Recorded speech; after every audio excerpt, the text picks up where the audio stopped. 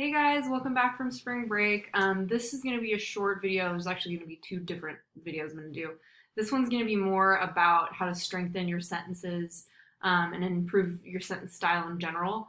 And then after this, I'm going to do a quick video on just Essay 3 specifically. So let me switch to Canvas. So I've posted a few kind of sheets for you guys. This one is basically about dependent and independent clauses. So I'm sure most of you know this, but if you don't, an independent clause is a sentence, right? So it's basically a subject and a verb. That's basically what a sentence is, right?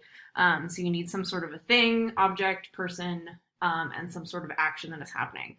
And then you've got independent clauses, and what that is usually it's an incomplete sentence, so it needs something else in order to make it a complete sentence. And usually there's semicolons or commas or something involved. You've seen me add a lot of these kind of what we call transition words to your papers or your sentences in order to make it more complex. And there's a bunch of examples here. You can just like plug things in.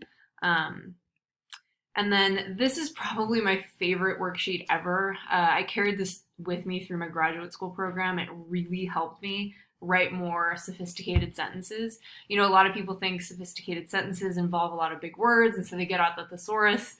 I did this myself. That's actually not true. What makes a sentence and writing more complex and sophisticated is when you start to use transitions to help lead the reader through your thoughts.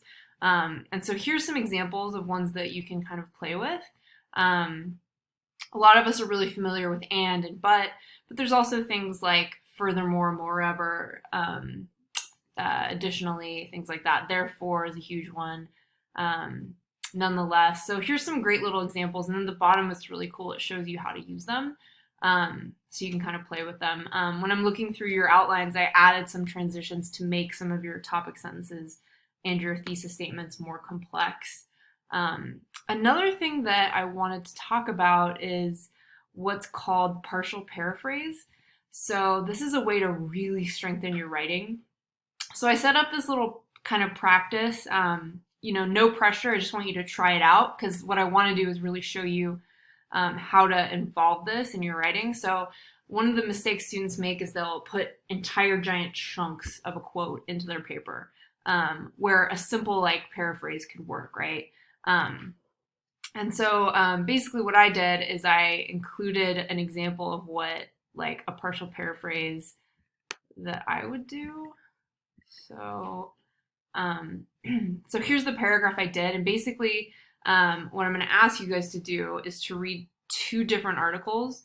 One of them is just all I want you to do is read the summary. So just read this part in gray, and then for the other one, you can read the whole article itself. It's really short, but essentially it was about Prop 47.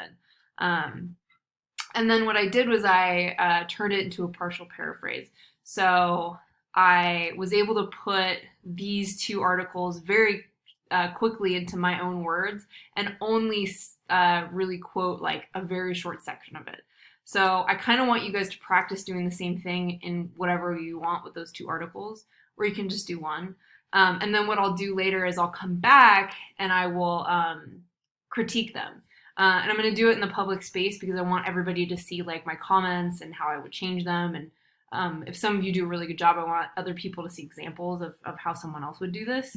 So it's just a good way to practice making more complex ideas and thoughts on the paper instead of just giant quotations. Okay, so now I'm going to stop, and then I'm going to post the next video, which is about Essay 3 specifically.